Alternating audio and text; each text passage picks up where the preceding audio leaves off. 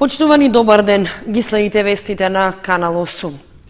И покрај сушниот период и неповолните временски услови, успешно е завршена есенската сејдба во Виничкиот регион. Сејдбените активности се реализирани според планот, кој е исполнет со нешто повеќе од 92%. Сејдбата на житните култури во општина Виница досега е реализирана на 573 хектари, со што есенскиот план е исполнет со 93%. Од вкупно засејаните површини, само 50 на хектари се во собственост на земјоделските предпријатија, а остатокот е во индивидуалниот сектор. Најзастапени во Виничко годинава се јачменот на 276 и пченицата на 246 хектари, а остатокот е засејано со рж и други житни култури. При тоа планот не е исполнет во целост кај ниту една култура, односно забележано е подфрлање за околу 1/5. Главна пречка со која се соочиле земјоделците во реализацијата на планираната сејдба е невообичаено долгиот сушен период, посебно во текот на есенските месеци, поради што тие не можеле навремено и квалитетно да ги подготват површините. Што се однесува до обезбедувањето семенски материјал и вештачки ѓубрива, не се забележани проблеми, а добавувачите навремено ги испорачале до производителите, стои во писменото известување од подрачната единица на Министерството за земјоделство во Виница. За разлика од житните, планот за сејдба целосно е исполнет кај градинарските и фуражните култури, кои се застапени на само 4 хектари и сите се во индивидуалниот сектор. Во планот за сејдба било предвидено на површините во Виничко да се засеат и 5 хектари со афион, но поради временските услови оптималниот рок за сеење е пропуштен, па планирањата воопшто не се исполнети. Пензионерот Кочани бил измамен од непознато лице кое му понудило огревно дрво, при што останал и без огрев и без пари. Случајот е пријавен во полиција и се работи на негово расчистување. Непознато лице измамило пензионерот Кочани, кој во намерата навреме да се снабди со огрев за наредната зима, останал и без пари и без огревно дрво. Измамникот ја искористил довербата што ја покажал старецот, па наместо да го исполни ветувањето дека ќе му даде дрва, му ги зел парите и не се појавил. Случајот го потврдија и од Министерството за внатрешни работи, од каде во писменото известување стои дека во средата на 13 март во 16 часот и 40 минути во полициската станица во Кочани 74 годишниот СП пријавил дека истиот ден околу 11 часот бил измамен од непознато лице. Според пријавата, непознатиот дошол во дворот на пензионерот на улица 4 Македонска бригада и му понудил огревно дрво за продажба. Старецот се согласил и заедно со измамникот отишле да ги видат дрвата, а во меѓувреме непознатото лице се вратило назад и од сопругата на пензионерот побарало 9000 денари за дрвата. Таа му ги дала парите, пошто лицето си заминало. Откако СП се вратил дома, сватил дека бил измамен, а од полицијата велат дека се работи на расчистување на случајот. Граѓаните да внимаваат кога непознати лица под различни изговори од нив бараат парични средства, а за возврат им се нудат ефтини предмети, како лажен златен накит, ефтино огревно дрво и други предмети. И сите сомнителни случаи да ги пријават на бесплатниот телефонски број 192. Инаку, ова е втор ваков случај во регионот за само 2 дена. Во вторникот, пензионерот Штип останал без 11.000 денари, откако непознато лице му понудило дрва за огрев, а потоа на ист начин, по земањето на парите од неговата сопруга, не ги донело дрвата. Тимот по роботика од Основното училиште Свети Кирил и Методи, кој беше најуспешен на државниот надпревар во Штип, викендов ќе ја представува нашата држава на меѓународниот надпревар во Словенија. Учениците и нивните наставници ментори очекуваат да го повторат успехот и да се вратат со уште едно признание.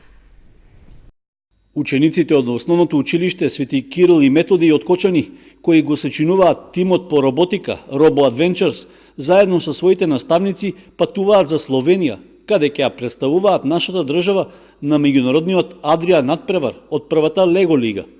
Годинава темата на надпреварот носи назив Во орбитата, а учениците од Кочани работат на проект за автоматизирано роботско чистење на Вселената од вселенски отпадоци.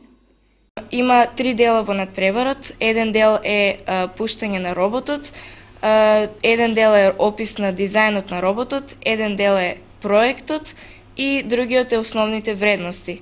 За секој од нив има посебен пехар, се освојува посебно место. Ние во надпреварот во Штип го освоивме првото место во пуштањето на роботот, а во вкупниот надпревар бевме второ место. Ќе дадеме се од себе и се надевам дека ќе има добри резултати. Освен учениците од тимот по роботика, оптимисти за регионалниот надпревар се и нивните наставници и ментори. Учесниците, односно членовите на екипата, ова беше голем предизвик.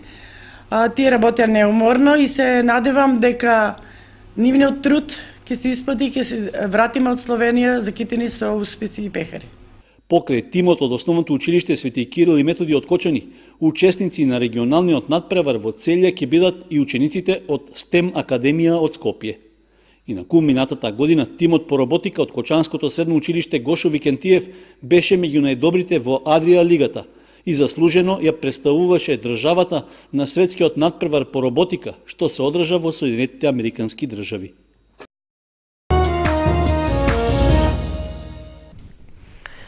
Природно-математичкото подрачје од Средното училиште Лјупчо Сантов и активот по математика со неколку активности го одбележаа денот на Пи и роден денот на еден од најголемите физичари на сите времиња, Алберт Ајнштајн. Учениците читаа интересни факти за бројот Пи. Бројот Пи е ирационален, бесконачен, непериодичен децимален број, што љубителите на математиката и науката го прославуваат на денешен ден, 14 март, заедно со роден денот на Алберт Ајнштајн. Природно-математичкото подрачје од Средното училиште Лјупчо Сантов под менторство на професорките по математика, како и активот по математика со лепење плакати и читање интересни факти за бројот Пи, како и делење флаери, го одбележаа светскиот ден на Пи и роден денот на еден од најголемите физичари на сите времиња, Алберт Ајнштајн. Денес е 14 март, ден на бројот Пи, кој тоа е Архимедова константа, која го покажува пречникот на радиусот и диаметрот во евклидовата геометрија, односно на кружницата. Имаме неколку факти за бројот Пи, како што се тој содржи 68.000 бројки, што на еден просветен човек му е потребно за да ги искаже 24 часа и 4 минути. За прв пат тој бил прославен од страна на физичарот Леру Шоу и некои луѓе веруваат дека бројот Пи има одговор на многу прашања кои што се поставени во бесконечниот универзум. И за крај сакам да ја посакам на луѓето за да ги вреднуваат овие работи, да ги учат, бидејќи тие не се купуваат со пари, тие се хранат, тие се гајат од ден на ден за секогаш. Денот на бројот Пи исто така роен ден на Алберт Ајнштајн, кој бил германски теоретски физичар, најпознат по неговата теорија на релативноста и теорија за еднаквост на масите и енергијата. Ајнштајн ја добил Нобеловата награда за физика во 1921 година за неговата работа на полето на теоретската физика, а особено за неговото откритие на фотоелектричниот ефект. Неговите истражувања се дотолку импресивни затоа што дотогаш немале огромни наводи во литературата на научната физика и представувале битен исчекор во новите разбирања на физиката. Ајнштајн станал позната личност по неговата формулација на теоријата на релативноста во 1915 година. Неговата популарност има достигнато толкова мера што зборот Ајнштајн станал синоним за некој многу интелигентен човек или гениалец. Последните години од својот живот ги посветил на изучување на обединувањето на теориите на гравитацијата и електромагнетизмот. Математички Пи е количникот од периметерот на кружница и низиниот диаметар. Поради ирационалноста на Пи, никогаш не може точно да се пресмета вредноста на периметерот на кружницата. Традиционалната манифестација Тодорови трки се одложува за следната сабота, 23 март. Одложувањето е заради одлуката на Министерството за образование и наука 16 март да биде работен ден за училиштата со редовна настава за учениците. Наместо во сабота на 16 март, како што беше првично најавено одржувањето на традиционалната манифестација Тодорови трки, истата се одложува за 23 март следната сабота. Одложувањето е заради одлуката на Министерството за образование и наука 16 март да биде работен ден за училиштата со одржување редовна настава за учениците. Имајќи го во предвид фактот дека Тодорови трк е настан во кој главни учесници се токму учениците, општина Виница согласно оваа одлука на Министерството го поместува датумот за одржување на трките. Според најавите, во рамките на манифестацијата е планиран музички хепенинг и надпревар во сите традиционални дисциплини: трчање, возење велосипед, влечење јаже, одење на патерици, трчање со врзани очи, одење назад, јадење тортини, како и трка со коњи. И годинава приватниот сектор од општината има обезбедено вредни награди кои ќе бидат врачени на тројцата најдобри надпреварувачи во секоја дисциплина.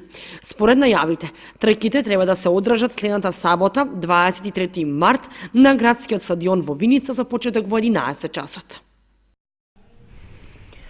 Под мотото на Светската организација на потрошувачи "Градење дигитален свет на кој потрошувачите можат да му веруваат", и годинава со низа настани ќе биде одбележан Светскиот ден за заштита на правата на потрошувачите 15 март. И Кочанската организација се приклучи кон кампањата која што промовира пристап, партиципација и иновација кои се полезни за потрошувачите, економијата и општеството. 15 март во целиот свет се одбележува како Светски ден на потрошувачот, кој е прогласен како таков од страна на Обединетите нации со посебна одлука поврзана со 15 март 1983 година. По тој повод во многу земји во светот, па и во Република Македонија, се организираат повеќе собири и предавања за правата на потрошувачите. Денот 15 март е годишен повод за славење и солидарност во рамките на организациите на потрошувачи ширум светот. Тој се одбележува секоја година преку промоција на основните права на сите потрошувачи, каде се истакнуваат барањата да се почитуваат и штитат тие права и се детектираат злоупотребите на потрошувачките права на пазарот и социјалните неправди кои ги поткопуваат овие права, а се апелира истите злоупотреби да престанат да се случуваат. Тие се 8 основни права добиени од Обединетите нации кои се применуваат низ целиот свет. Обезбедување на основните потреби на граѓаните за достапност на најнужните производи и услуги, значи храна, облека, стамбен простор, здравствена заштита, образование и хигиена. Второ потрошувачко право е надоместна штета, право на надоместна штета за производи или услуги кои имаат несоодветен квалитет и од кои е предизвикана штета. Третото потрошувачко право е безбедност на производите и услугите. Значи право на купување и користење на безбедни и сигурни производи и услуги кои нема да го загрозат здравјето или животот на потрошувачот при нормална употреба. Четвртото потрошувачко право е информираност. Право на вистинито и на времено информирање преку медиумите, списание за потрошувачи кои сега се изработува, компаративно тестирање на производи и услуги, брошури и слично. Петото потрошувачко право е создавање на механизам за учество на граѓаните потрошувачи во креирањето и спроведувањето на политиката за заштита на потрошувачите на сите нивоа кога се одлучува за нивните економски интереси и здравјето. Шестото е образование, едукација на потрошувачите за нивните права преку образовниот процес, почнувајќи од најмалите потрошувачи, децата, па се е до едукација на одредени групи потрошувачи. Правото избор, можност за избор помеѓу повеќе производи и услуги со гарантен квалитет по пристапни цени, значи. И последното потрошувачко право е здрава животна средина, право на живот и работа во средината која не представува опасност за животот и здравјето на граѓаните, односно на потрошувачите. Организацијата на потрошувачите на Македонија во соработка со Советот за заштита на правата на потрошувачите на град Скопје секоја година по повод 15 март, Светскиот ден на правата на потрошувачите, одржуваат организиран настан во некој определен објект, претежно трговски центар, каде што се продава определена стока и каде што има отворени денови и контакти со потрошувачите, кои ќе имаат можност да постават прашања и да добијат информации за своите права. Многу е важно секој потрошувач да ги знае своите права, веднаш да ги пријави недостатоците пензионерците внимателно да го прочита договорот пред да го подпише. Поплаќи за сметки, условувања за гаранциите и искрените недостатоци на производите, потоа за наградните игри и сезонските намалувања, како и за неквалитет на храната, се најчестите представки на граѓаните во врска со непочитувањето на потрошувачките права, кои според институциите и Организацијата за заштита на потрошувачи, а и според намерата на законодавството од оваа област, најдобро се заштитуваат со едукација, реакција и засилена контрола.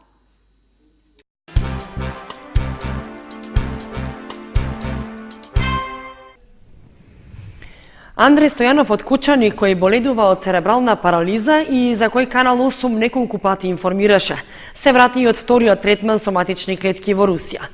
Задоволен од успешноста на истиот, продолжува со освојување на битката. За третиот третман, закажан за месец мај, потребни се 10.000 евра. Ги моли сите хумани граѓани за помош. Наташа и Андреј Стојанови од Кучани продолжуваат со битката за подобар и поквалитетен живот на Андреј. Првиот и вториот третман со матични клетки во Русија завршија успешно и тие се вратија со големи здравствени придобивки. Андреј се чувствува значително подобро во однос на говор, движење на раце и нозе и држање на телото. И по вториот третман во Русија се вратија полни со емоции, убаво пречекани од стручните лекарски тимови и задоволни од реализацијата и успешноста на третманот. Сега битката за поквалитетен живот и подобро здравје на Андреј продолжува. Првично беа потребни 22.000 евра. За вториот третман, кој беше извршен на 10 јануари, беа потребни 9.000 евра. Стојанови ги молат сите хумани граѓани повторно да им излезат во пресрет, за да го продолжи лекувањето на третиот третман, закажан за месец мај, за кој се потребни 10.000 евра. Резултатите се и овој пат многу големи. Овој пат имавме, освен матични клетки, имавме и екзосом, што исто така подпомага на работата на матичните клетки. Терапијата со екзосом е малку поскапа, меѓутоа тоа беше на барање на докторите од Русија. Па затоа ќе одеме и трети пат и многу повеќе пати ќе одеме, значи се уште не е утврдено колку време треба да одеме. Затоа сакам да упатам една прво многу голема благодарност до сите хумани луѓе кои што досега не поддржуваа и не донираа и ги замолувам доколку ще се во можност да продолжат со донациите и понатаму, затоа што нашиот трет третман е закажан за во месец мај, кошта некаде околу 10.000 евра. Се надевам на нивна помош, кој колку може да донира со SMS пораки на жиросметка која ќе биде објавена. Андреј Стојанов боледува од церебрална парализа. Лекарите од Русија со неколку третмани му ветуваат подобар и поквалитетен живот. Затоа и Стојанов е упорен и докрај ќе се бори заедно со хуманите граѓани да ја победи болеста и да може нормално да живее. Хуманите граѓани може да донираат на жиросметката на Андреј Стојанов во Тутунска банка и на телефонскиот број за донации на Мобимак. Редовно годишно собрание ќе одржи Сдруженијето на пензионери Кучани на 15 март. Ќе биде разгледан статутот на Сдруженијето, а ќе биде разгледана и усвоена завршната сметка на Сдруженијето за минатата 2018 година. Освен тоа, ќе биде одржана и конститутивната седница со новиот состав. Сдруженијето на пензионери на Кучани на 15 март ќе го одржи своето годишно собрание, на кое ќе биде разгледан статусот на Сдруженијето на пензионери Кучани и неговото надополнување, како и разгледување и усвојување на завршната сметка на Сдруженијето за период од 1 јануари до 31 декември 2018 година. Собранието во стариот состав својата редовна седница ќе одржи во просториите на пензионерскиот клуб Кај Колор со почеток во 10 часот. По отчетната седница во 11 часот и 30 минути во истата просторија собранието на Сдруженијето на пензионери Кучани ќе одржи конститутивната седница со новиот состав. Се очекува на оваа седница да биде усвоена програмата за работа и финансовата програма за 2019 година, како и да бидат избрани останатите органи и тела на пензионерската организација на Кучани.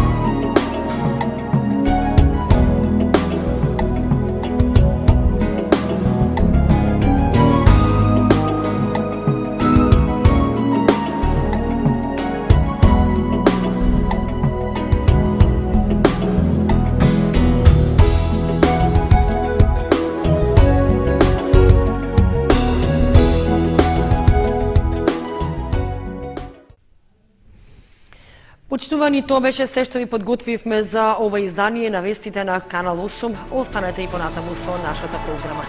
Довидување.